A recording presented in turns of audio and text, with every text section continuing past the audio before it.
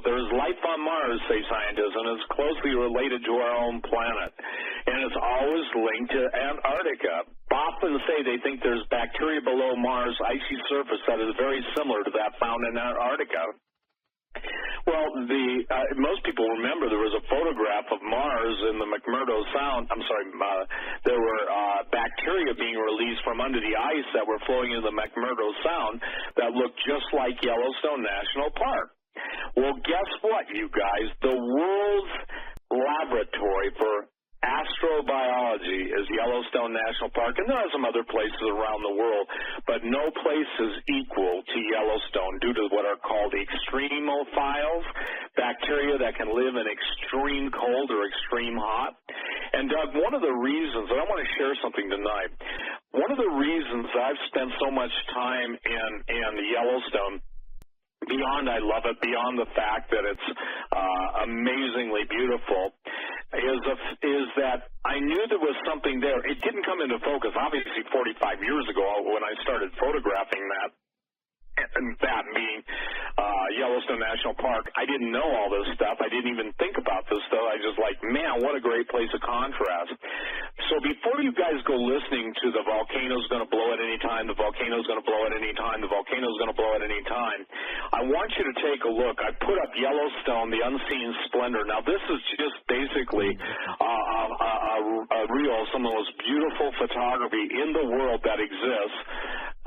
From an aerial and a land-based thing. It's music. I call it a symphony for the eyes and the ears. It's on the top right-hand corner. You can stream it on Vimeo, unlimited streaming. It's $9.99. But if you want to understand something, look at, and Doug, I don't know if you can put it up on your screen behind you, but the banner shows Grand Prismatic Springs, okay? And Grand Prismatic Springs is probably the most single identifiable geyser pool in the world. It's also the biggest. And if you then go on a Google search, go look at the Ring Nebula, and you're going to see a very unusual phenomenon. You're going to see the same color scheme that is represented in Yellowstone, represented in one of the most beautiful Hubble telescope shots of deep space. And I want to share something. Those of you who will never get there need to see it, because I don't mean to sound like I'm trying to bait anyone, but I'm sure the critics will take it that way. As more revelations come from Yellowstone, the tie to Mars and Antarctica is going to become clearer and clearer, okay? And in order to follow me, I think it would be, this is the easiest way I could do it, to get this up. Now, this is not the mainstream movie we have that's in full-scale production right now. That's on the level of the true legends. The reason I chose to do this is because I wanted to give people the wow of the creative majesty and genius of Almighty God.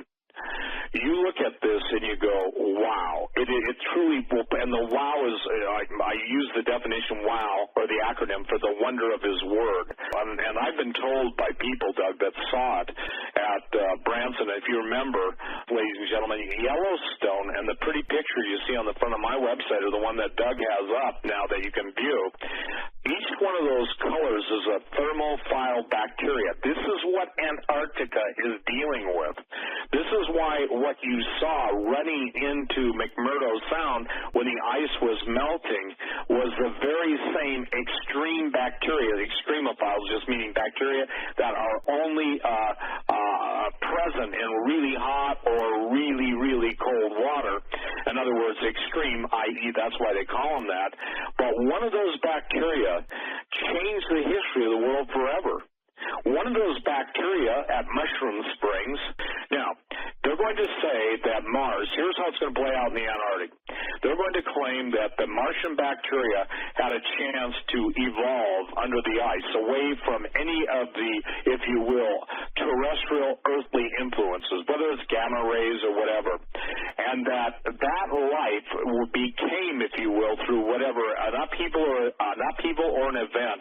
That's what seeded the planet. Now, I categorically do not believe in evolution, genetic evolution. I don't believe in any form of evolution, but I'm telling you this, I'm able to embrace how these guys are going to present it, the building blocks of life. Well, the building blocks of life, that doesn't take into account fallen angels, demons, and it doesn't take into account that the Nazis, in order to gain the power and knowledge, were involved in every form of occult practice ever practiced by the dark arts. And the hidden books of Himmler's library, I think some tens of thousands or 13,000 volumes were found less than a year ago. So it's a historic fact. So again, ladies and gentlemen, the Antarctic plays a big deal. You know, one of the biggest research labs on the Antarctic is basically in Bozeman, Montana. Bozeman has one of the most sophisticated astrobiology labs in the world. And the control of the biological material, right now I don't know exactly, but that one patent of Gary Mullis's that was, by the way, ripped away from him and stolen from him, and he was given a meager sum. You know, again, it's always the big boys rip off the little guys, but, you know, the estimated value of just the biological products in Yellowstone National Park is in the trillions of dollars. Trillions, okay? Not billions, trillions. And so as we have Earth changes, obviously there will be new bacteria. So getting to Antarctica and Mars, there are 100 volcanoes, you know, some say 98, others say 100. But imagine bacteria that's not only been placed there by meteorites, but also imagine various life forms that have been frozen in time and space in the ice. Imagine, if you will, that the new movie Geostorm, if some of you have, I have not seen it yet, I'm going to. Some people say it's really cheesy. I got one person said it's over the top. I said, from the generals I've talked to, it's about accurate. It shows people frozen, literally turned to ice, instantly frozen. I had a general one time tell me, and I won't go too far with this, so everybody relax who knows about the incident. I'm not talking to your listening audience. I'm talking to the people that told me this. Talk to me about a submarine frozen literally in time and space. There was nothing they could do, Doug, to chip the ice, change the ice, and it was basically a molecular freeze. I don't even understand the physics of it.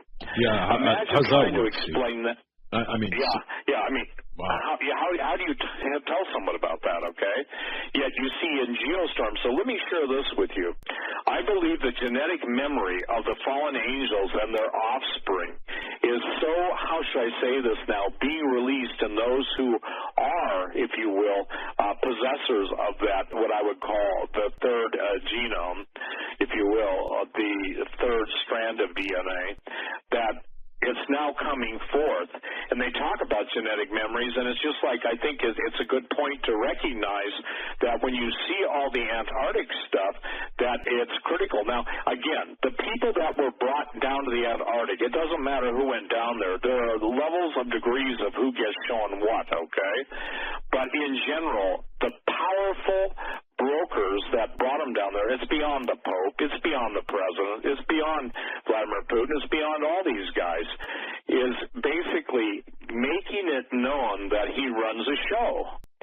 So when somebody said, right now, it doesn't appear that it's going to escalate with the release of information on that level, well, I'm telling you point blank, behind the scenes it is. When John Kerry went to the Antarctic, I don't think everybody, they talked about it a little bit when everybody was going down there, but they don't understand what he was really saying. And remember, he was the Secretary of State then, too. And when you talk about geothermal energy, you're talking about Olympus Mons on Mars. You're talking about the pyramids in the Antarctic. You're talking about the pyramids that are off of Cuba. You're talking about a global pyramid system that wasn't built by Hebrew slaves. So how does this all fit in? You know, it fits in from the standpoint that we are seeing now the greatest revelation of the tie-ins between the darkest secrets and the coldest secrets on Earth and the hottest secrets in the universe. They're all tying together for this appointed time.